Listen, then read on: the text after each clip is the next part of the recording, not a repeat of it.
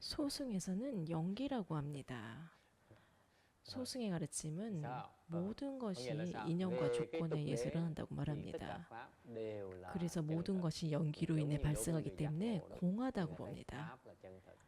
모든 것이 인연과 조건에서 발생한다는 것을 이해하면 허상을 내려놓을 수 있습니다. 우리가 관찰할 수 있는 모든 것은 연기에서 나옵니다. 그래서 아무것도 실체하지 않고 모든 것이 공하며 모든 것이 거짓입니다. 그러다가 수행을 계속하다 보면 결국 모든 것이 실제한다는 것을 이해하게 됩니다. 왜 공에서 실제로 넘어갑니까? 논리는 이렇습니다. 공하지만 여전히 그것을 다루어야 합니다. 공하지만 여전히 거기에 존재합니다. 예를 들어서 당신이 걸려 넘어지는 돌은 공합니다. 그렇다고 돌이 없어지는 것은 아닙니다. 여전히 거기에 있습니다. 왜 우리가 세상 속으로 들어가야 할까요? 모든 것이 공이라고 본다면 세상과 거리를 두게 됩니다. 공을 보면 모든 것이 이 집착을 내려놓기 위해서 우리는 진짜 세상과 직접 부딪혀야 합니다. 우리가 어디에 집착하고 있는지 알아차리는 것이 중요합니다. 더 이상 앉아서 아무와 상호작용하지 않는 그런 것은 안 됩니다. 이 세상에서 우리는 매우 복잡하고 끈끈한 집착을 형성합니다. 이것들을 놓아버리기는 정말 어렵습니다. 예를 들어서 가족에 대해서 아주 강한 집착이 있습니다. 그렇기 때문에 이 집착을 해결하기 위해서 다시 돌아와야 됩니다. 이것을 바로 속죄라고 합니다. 깨달음을 얻은 사람들은 이 세상으로 돌아와 이를 해결합니다. 그들은 인연의 빚을 청산합니다. 여러분은 빚을 해결하기 위해서 진흙 속으로 다시 들어가야 됩니다. 여러분은 그들에게 빚이 있습니다. 아무리 공이라고 생각하고 조건부 발생이라고 여긴다 해도 그 빚은 여전히 존재합니다. 당신에게는 별거 아닐지라도 상대에게는 큰 문제입니다.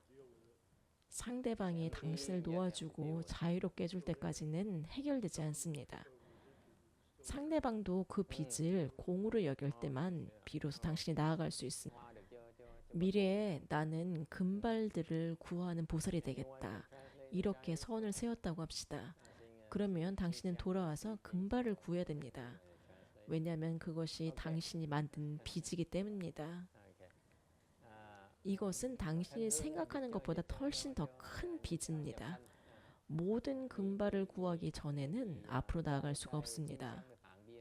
이번 생에서 당신이 만든 인연이나 조건을 해결하기 위해서 돌아와야 합니다. 예를 들어 나는 이 사람을 너무 사랑해서 부자가 되기 전에 이 사람을 제도하겠다. 이렇게 맹세를 했다면 그 약속을 이행해야 됩니다. 그래서 이 세상으로 돌아와서 해결하는 것이 더 빠릅니다.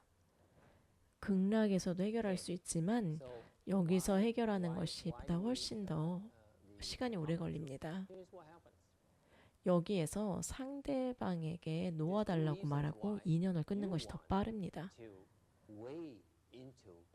당신의 원력 때문에 이 세상으로 돌아와 그것을 해결해야 합니다. 부처님께서 말씀하셨습니다. 그것들은 법이기도 하고 비법이기도 하다.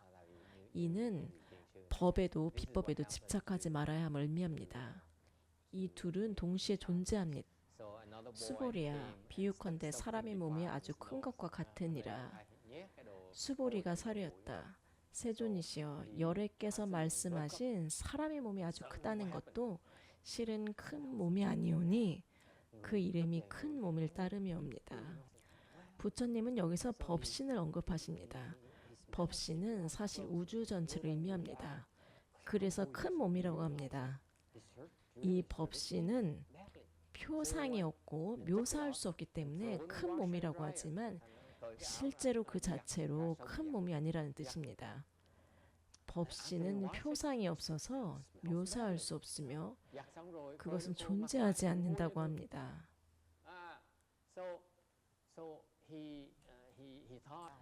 부처님은 이 구절을 통해 보살들이 법신에 대한 집착을 내려놓을 수 있도록 합니다.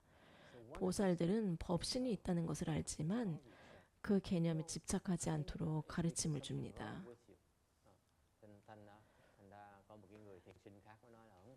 또한 보살도 이와 같으니 만일 내가 한량없이 많은 중생을 제도했다고 말한 이가 있다면 보살이라 이름할 수 없다.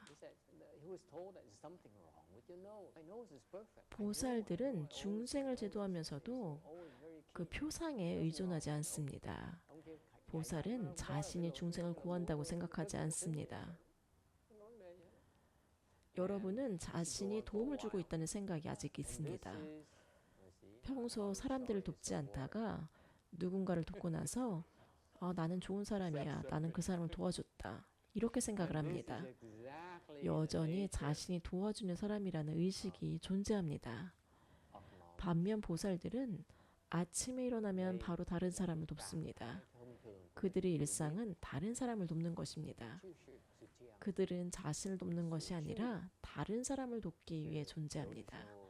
그래서 보살들은 자신이 다른 사람을 돕고 있다는 생각 자체를 하지 않습니다. 그들에게는 도움을 주는 행위가 자연스러우며 도움을 준다는 개념이나 의식이 존재하지 않습니다. 그래서 보살들은 첫째로 자신이 다른 사람을 돕고 있다는 생각을 하지 않습니다. 둘째로 그들이 중생을 제도하거나 제도하지 않거나 그들에게는 모두 동일하다고 말합니다. 왜 내가 그를 도와주거나 도와주지 않거나 모두 같습니까? 그들은 집착하지 않기 때문입니다. 집착하지 않는다고 했을 때 그들은 무엇에 집착하지 않는 걸까? 그들은 결과에 집착하지 않기 때문에 성공하든 성공하지 않든 모두 동일하게 여깁니다. 우리는 결과에 집착합니다. 무언가를 하고 난 후에 이게 성공했으면 좋겠다. 내 목표를 이루었으면 좋겠다. 이렇게 생각을 합니다. 우리는 목적지에 도달하는 결과에 너무 집착을 합니다. 어떤 일을 시작하면 언제 끝날까를 생각합니다.